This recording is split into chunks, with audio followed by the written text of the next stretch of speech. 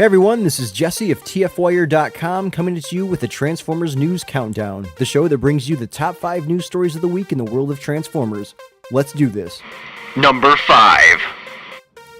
During the Hasbro Transformers panel on Thursday, Hasbro unveiled a lot of interesting products, but the highlight of the panel was the Q&A session. Well, not really. What do the fans want to know about, you ask? Are we going to see a new Generation 3 line? How does a creative team come up with new characters? No, none of that. Instead, we got the stereotypical questions that are asked every year at every Hasbro Q&A session. Are you going to make more triple changers? Can we see more female Transformers? Here's a thought. Get up off your ass and away from the computer for more than 5 seconds. Get out of the house and try and meet an actual real woman, rather than, have a car that turns into a truck that also turns into a female Transformer I want to call my girlfriend. Come on, fan community. Learn to ask some interesting and decent fucking questions. Number 4. In a move that nobody saw coming, Hasbro unveiled the special edition G1 Linkin Park Golden Soundwave. Yes, that Linkin Park.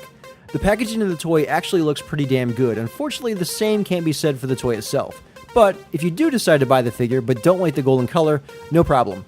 If you wait around 5 to 10 years, I'm sure the metallic paint will flake off and you'll be left with a dull-looking G1 reissue Soundwave and Laserbeak. I suppose at that point it will match the current state of Linkin Park's musical talent. Number 3. Just when you were ready to put all those fake Lego blocks away, Hasbro brings them back big time. Well, sorta. Rather than unveiling a bunch of building sets, Hasbro decided to play it smart and show off a ton of new lovable Creon figures. What's so special about these? They actually transform, and 4 sets can actually combine. Yes, that's right, Hasbro is releasing new combiners in the form of toy bricks. Hey, this sounds like a throwback to G1. Number 2. Do you remember that old man who started in radio, moved his way to television, has had 8 wives, and when he asks a guest a question, you feel uncomfortable for that guest because he's so creepy looking?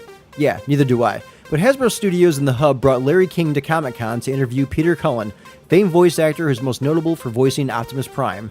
If you didn't make Comic-Con this year but are interested in seeing the interview, tformers.com has it up on their site. Just a note though, the audio isn't the greatest, but it's still nice to see Cullen after all of these years.